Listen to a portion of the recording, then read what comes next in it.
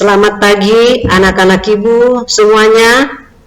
Kita jumpa kembali pada pembelajaran bahasa Indonesia, yaitu mengulang kembali mengenai teks eksplanasi. Kemarin kita sudah mempelajari tentang teks eksplanasi ini, yaitu teks yang menjelaskan tentang proses terjadinya peristiwa atau fenomena yang berkaitan dengan alam, sosial, ilmiah, dan budaya. Maka dalam teks eksplanasi ini kita menggunakan kata tanya, mengapa, dan bagaimana. Mengapa fenomena dan peristiwa itu bisa terjadi? Bagaimana fenomena dan peristiwa itu bisa terjadi? Nah, maka ciri-ciri dari teks eksplanasi agar kita lebih mengenalnya: 1. Semua informasi disampaikan berdasarkan fakta atau faktual, jadi tidak dibuat-buat. Maka kalau teks eksplanasi ini bacaannya bersifat fiktif, bersifat non-fiksi, bukan fiksi. Yang kedua, topik yang dibahas adalah fenomena atau peristiwa yang berhubungan dengan pengetahuan, berhubungan dengan pengetahuan dan bersifat ilmiah, Yang ketiga, teks ini berisikan informasi atau bersifat informatif dan berusaha untuk mempengaruhi pembaca untuk mempercayai hal-hal yang dibahas. Jadi termasuk juga dia bacaan persuasif karena mempengaruhi pembaca. Yang keempat, struktur teksnya terdiri dari 3, yaitu pernyataan umum. Pernyataan umum ini biasanya terdapat pada paragraf pertama yang berupa topik masalah atau permasalahan yang akan dibahas.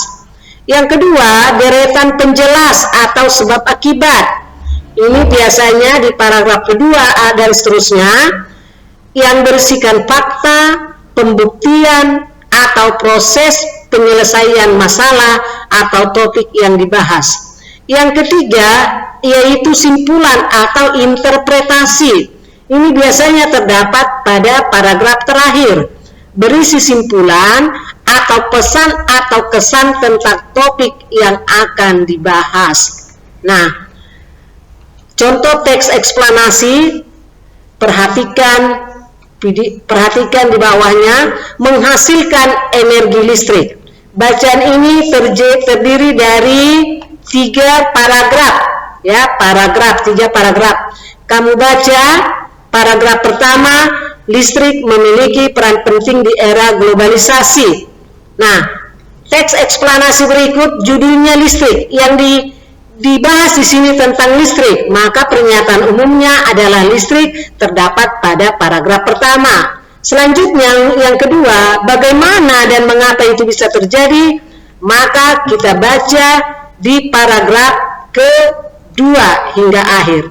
Kesimpulannya yaitu tentang kesan atau pesan yang disampaikan dari judul tadi, yaitu kita temukan pada paragraf ketiga. Nah, selanjutnya, bagaimana cara menemukan informasi penting pada teks eksplanasi? Sama dengan bacaan-bacaan lain atau wacana lain.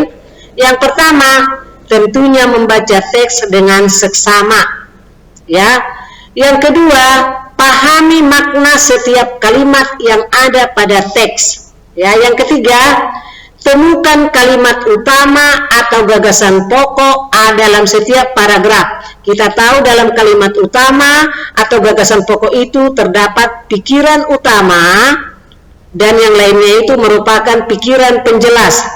Yang keempat, tandai kata atau kalimat yang mengandung kata kunci. Di sini tadi kata kuncinya adalah listrik, dan pembangkit, Nah, yang selanjutnya, kata kunci bisa kita temukan sesuai dengan objek pembahasan dengan membuat pertanyaan yang mengandung unsur 5W tambah 1A. 5W itu 1, what, siapa, apa, who siapa, why mengapa, when kapan, where di mana, dan satu H itu how bagaimana. Nah, itu sudah kita pelajari.